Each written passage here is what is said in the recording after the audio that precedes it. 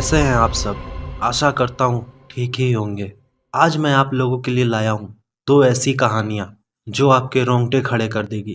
तो इससे पहले हम अपनी कहानियों की तरफ चलें, मैं आप सब कहना चाहता हूँ, आप लोग कहानियाँ तो सुन लेते हैं पर चैनल को सब्सक्राइब और वीडियो को शेयर नहीं करते। तो प्लीज़ हमारे चैनल को सब्सक्राइब करें और अगर कहानी अच्छी लगी हो तो अपने दोस्तों को शेयर ज़रूर करें और कमेंट करके ज़रूर बताएं कि आप हमारी कहानियाँ कहाँ से सुन रहे हैं। तो बिना देरी किए चलते हैं अपनी कहानी की तरफ। आज की हमारी कहानी का नाम है भूतिया अस्पताल।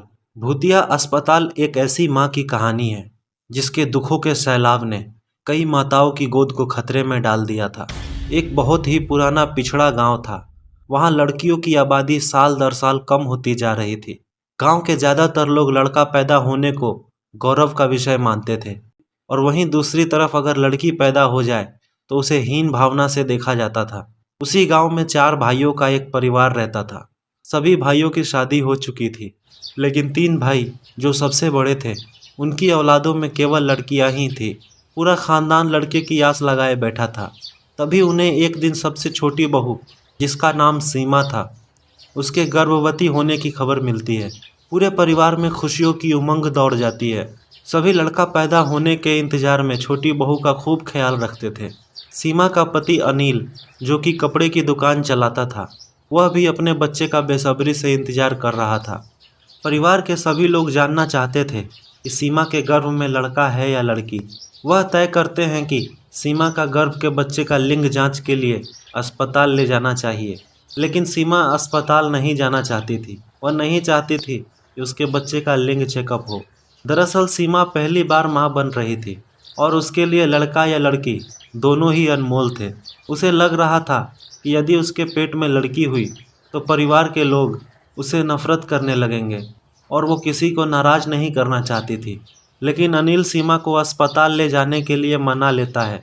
वह उसे विश्वास दिलाता है कि मुझे कोई फ़र्क नहीं पड़ता, तुम लड़के को जन्म दो या लड़की को, बस मुझे पापा बनना है। सीमा अनिल के साथ अस्पताल पहुंच जाती है।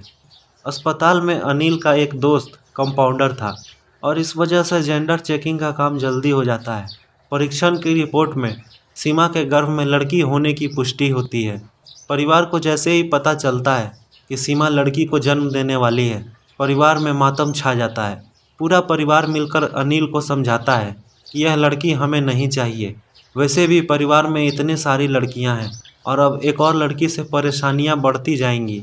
अनिल अपने भाइयों की बात में आ जाता है और सीमा को बच्चा गिराने के लिए मनाने की कोशिश करता है, लेकिन सीमा अनिल को गुस्से में देखती है और चिड़चिड़ाते हुए कहती है, तुम पागल हो, मैं किसी भी कीमत पर अपनी बच्ची को नहीं मारने वाली। सीमा और अनिल के बीच इस बात को लेकर कई दिनों तक झगड़ा चलता है।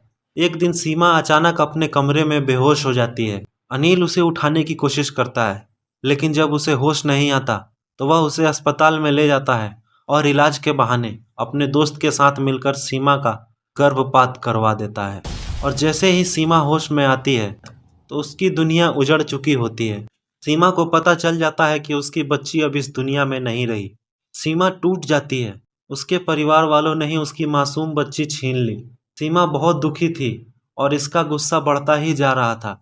अचानक वह अस्पताल के कमरे में चादर से फांसी लगा लेती है और कुछ ही पलों के अंदर सीमा की धड़कनें बंद हो जाती हैं। सीमा के परिवार को जैसे ही पता चलता है कि सीमा ने अस्पताल में आत्महत्या कर ली है, सभी भागते हुए अस्पताल पहुंच जाते हैं। अनिल सीमा के चले जाने से बेहद दुखी हो जाता है। उसे अंदाजा नहीं था कि सीमा बच्ची की गर्भपात से इतनी दुखी हो जाएगी कि अपनी जान ही दे देगी।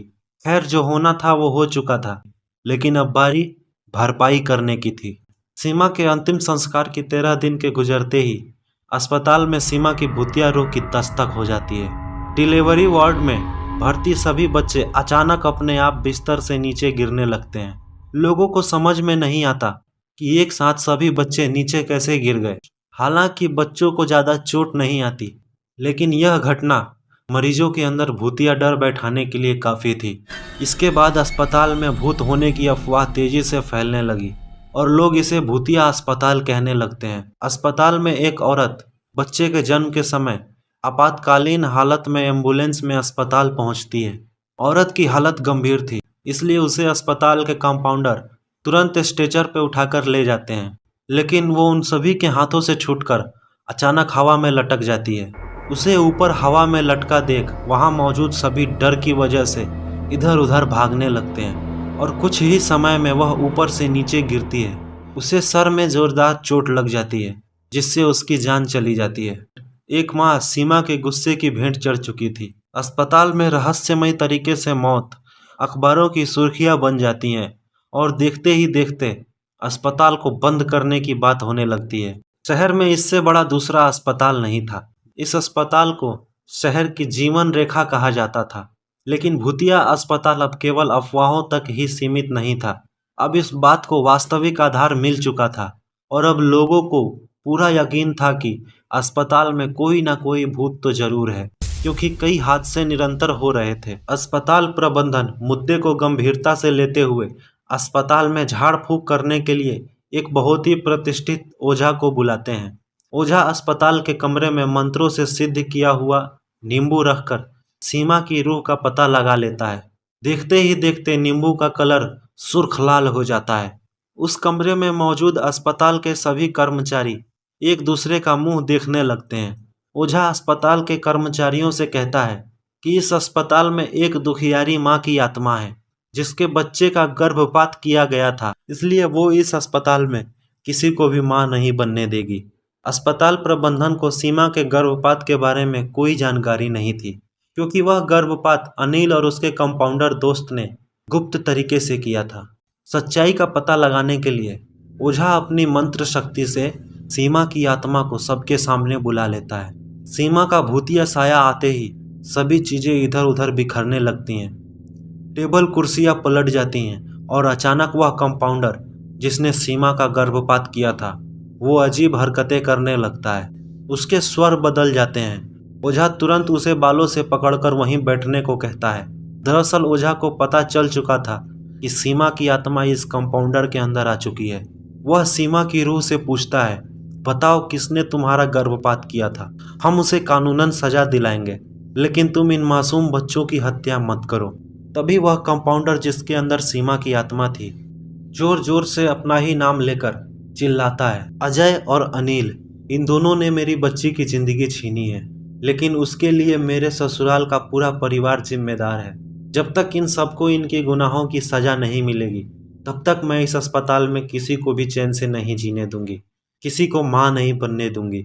अस्पताल प्रबंधन उस कंपाउंडर का सारा बयान रिकॉर्ड कर लेता है और इसी रिकॉर्डिंग के दौरान वह कंपाउंडर एक कैंची लेके अपने गले में ही घुसेड़ देता है और तुरंत जमीन पर गिरकर तड़पने लगता है। ओझा सीमा की आत्मा का इतना विकराल रूप देखकर कुछ पल के लिए सहम जाता है। तभी अस्पताल के कर्मचारी कंपाउंडर को तुरंत उठाकर आपातकालीन कक्ष ले जाते हैं, लेकिन बदकिस्मत से वह अपनी मौत से लड़ने में असफल हो जाता है। सीमा ने कंपाउंडर से तो अपना बदला ले लिया था, अब बारी थी अनिल और उसके परिवार की। कंपाउंडर की हत्या से मामला पुलिस के सामने आता है और रिकॉर्डिंग सुनने के बाद पुलिस अनिल और उसके परिवार के सभी सदस्यों को गिरफ्तार कर लेती है।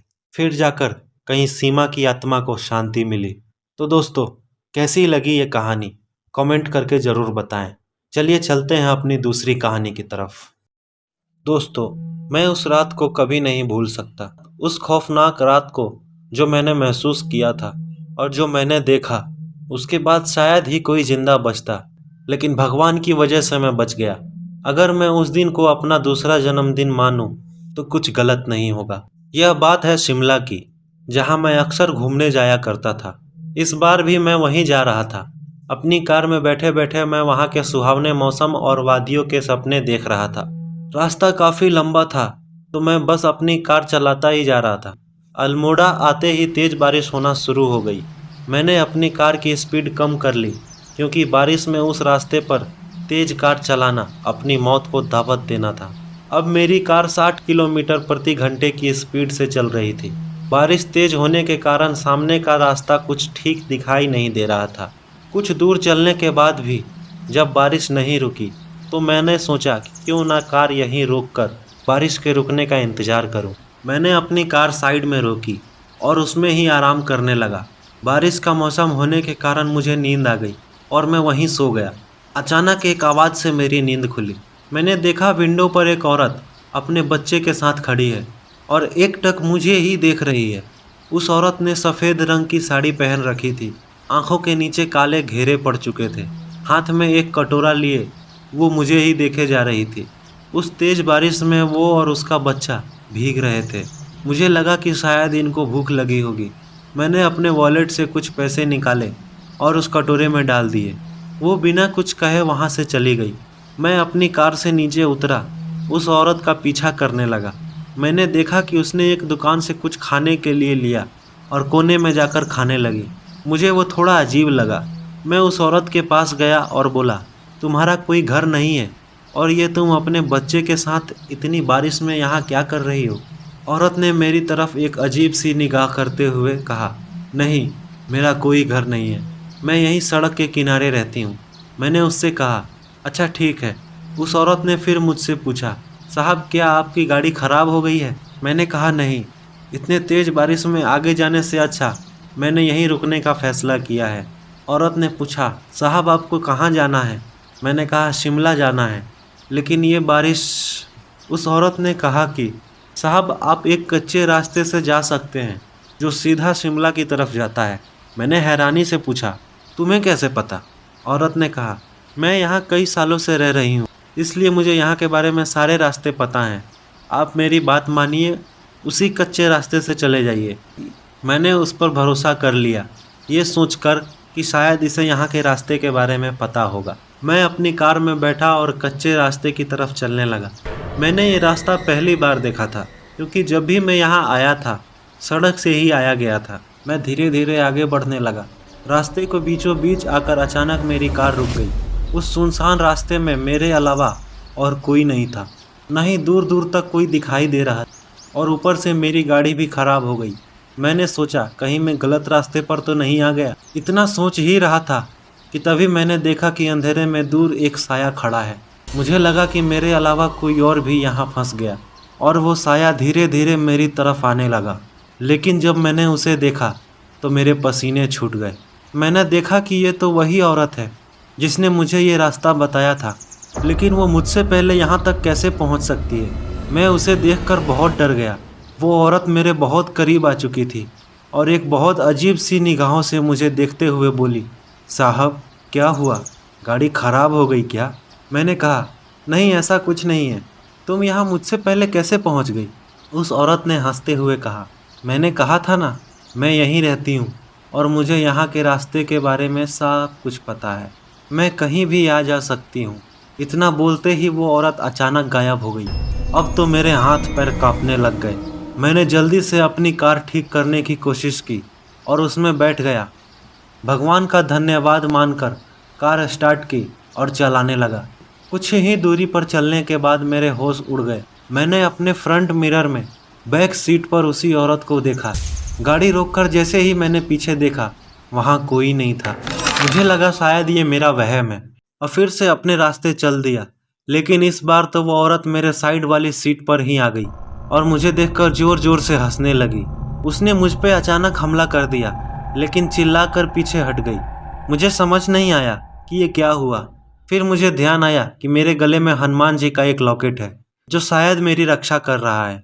उस औरत ने फिर से मुझ पे हमला किया और फिर से झटके खाकर पीछे हट गई। मैं समझ गया कि इसी लॉकेट से इसका अंत हो सकता है।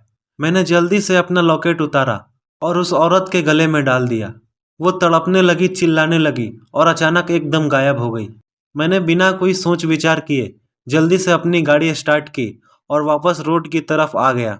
तब तक बारिश भी थम चुकी थी। मेरे रोड पर आने के बाद मुझे एक बाबा दिखाई दिए जिनकी उम्र लगभग 60 वर्ष तक होगी। जब उनको मैंने ये सब बताया तो उन्होंने कहा, बेटा तुम बच गए, वरना उस कच्चे रास्ते पर जो भी गया है मरा ही है। मैंने पूछा, बाबा कौन है वो औरत? उन्होंने बताया, बेटा कई साल पहले उस रास्ते पर उस औरत का एक्सीडेंट हो गया था, तभी से वो हर गाड़ी वाले को मार देती है। तुम्हारा नसीब अच्छा था जो तुम बच गए। बाबा इतना कहकर वहाँ से चले गए। अब मेरी शिमला जाने की हिम्मत नहीं थी, इसलिए मैं वापस अपने घर की ओर निकल गया। घर जाकर मैंने सब कुछ अपने घर वालों को बताया तो सबने भगवान का धन्यवाद किया। फिर इसके बाद से उस कच्चे रास्ते पर वो औरत किसी को दिखाई नहीं दी। शायद उस लॉकेट की वजह से उसका अंत हो गया था।